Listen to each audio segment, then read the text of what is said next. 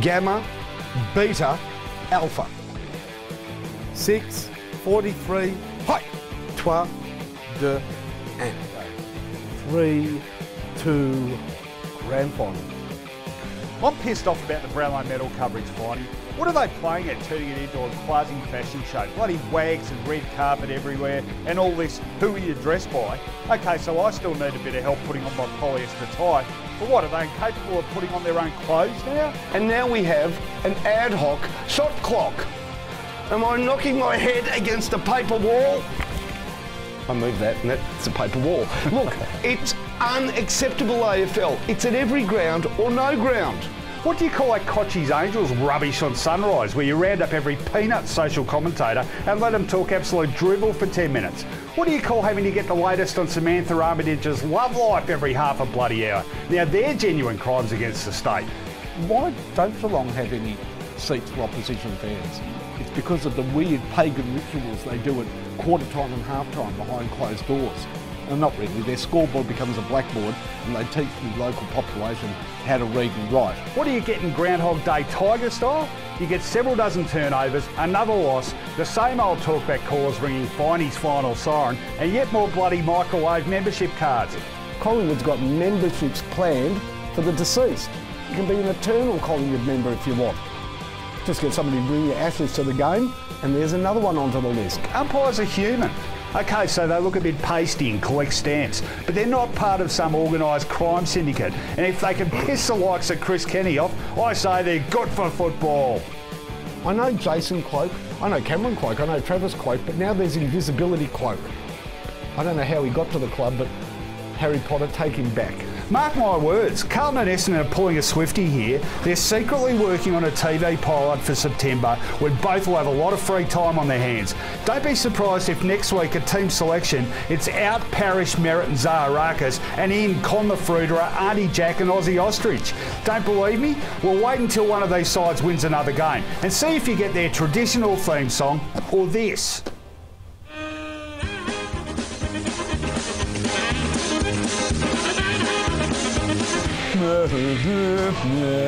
This is not a song to sing when you're winning, this is a song to sing when you're stuck in a boat paddling the Siberian seas.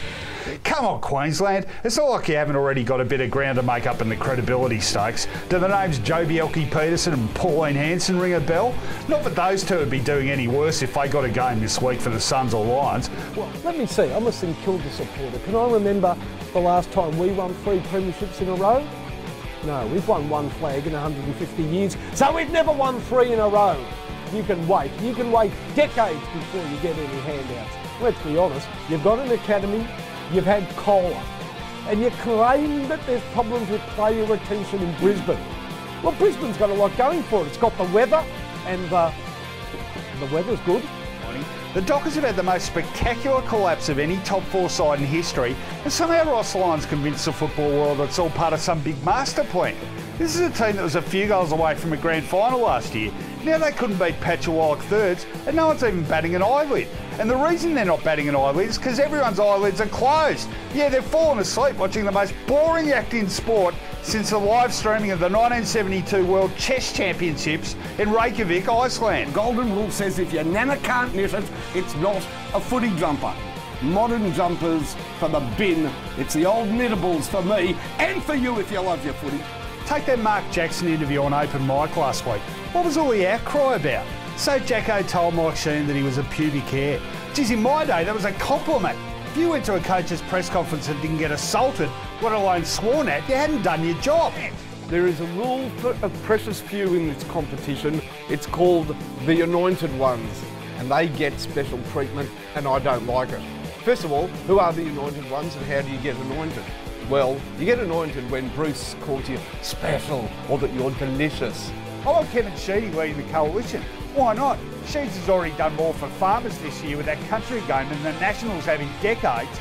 He and Mick could bang on about Martians and the ox being slow and the earth patient and still make more sense. They wouldn't look like a couple of insincere prats when they went out and shook hands with some real people either. And if it had been Sheeds who'd bitten into an onion and not Tony Abbott, no one would have batted an eyelid. When the next leaders debate comes around, I want Turnbull and Shorten out and Sheedy and Moldhouse in. I want Craig Hutchison as moderator, and I want the worm back too. Oh, sorry, I forgot. Chris Kenny has already got an election gig. That was frustratingly good. Was it? Yeah. You know, with all the programs they've had in place and the youth girls coming through, like I went and watched the Youth Girls Carnival a couple of months ago and I was blown away. Like they were, you know, the skill level and the way they moved the ball was phenomenal. So the skill is definitely there.